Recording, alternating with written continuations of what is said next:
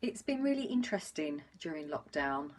We've obviously had all of this time and we're at home and we're around the people that we do life with and our family. And I found myself during this time really being triggered, is probably a good expression, with a couple of things that I truly believed I had dealt with, I had forgiven, and I had taken to the Lord and had healing from, etc. But yeah, I think a few weeks ago I found myself finding this, we have those repeat patterns of behaviour or those things, those responses. So this trigger came up in me and I was thinking, oh, okay, I'm sure that I've dealt with that, and was praying about it again.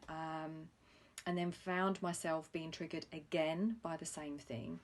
But instead of going back to the I am now going to just keep going round another cycle, I just started to really ask Holy Spirit a lot of questions. And what is this? What is this about? Because if I believe that Christ has come and I have confessed my sins, to say, I'm not holding unforgiveness or judgment or jealousy or whatever those sins are on my part, why is this issue coming up again?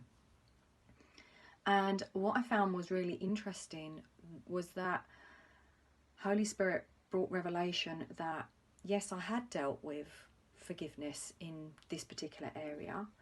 I had received healing in that area. But there's different layers, and the revelation that started to come, and I feel like it's still being unravelled, was that there's shame. And the shame hadn't really been dealt with. So we can all do different things in life, and we can be hurt and we can be offended by, things that we've done, or maybe even behaviour of other people. And in this particular case, it was the behaviour of somebody else. And I found myself in situations where I felt really embarrassed by their behaviour. And so there was a lot of hurt and pain that had gone on with me. And then my part of sin in that was that I was really judging them for their behaviour, and a lot of unforgiveness, and all of that stuff mashes in together, doesn't it? But what Holy Spirit was revealing was I still carried the shame. And the shame of, well, the only way I can explain it was, I think I was probably using the word I had prayed through previously, that I'd felt embarrassed by their behaviour.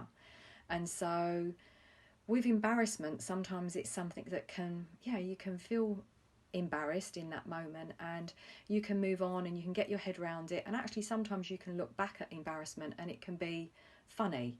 You can think, oh, do you know, I don't believe I felt like that, and I was just not in the right place. But shame is really sneaky, because it comes in and it just sits with us, and so it really clouds our perception and our judgment, and it's something that just remains in the dark. And so when things are not brought to light, it doesn't get dealt with, and so the enemy can just come in, and it's like that button that keeps getting pushed, or a trigger that you find yourself just responding to.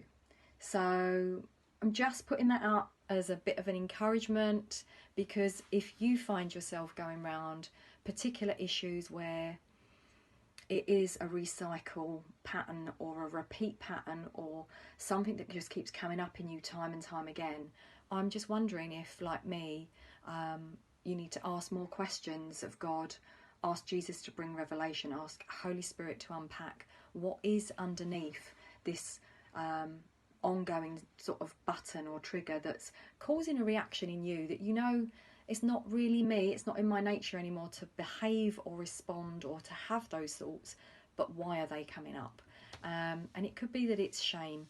And as I say, I'm trying to unpack all of this, but I just thought I'd share that with you because you might find it helpful. And I don't have all the answers, but God does, and He can help you overcome any shame that's in your life. And it's just another layer that needs His goodness and His healing to come into.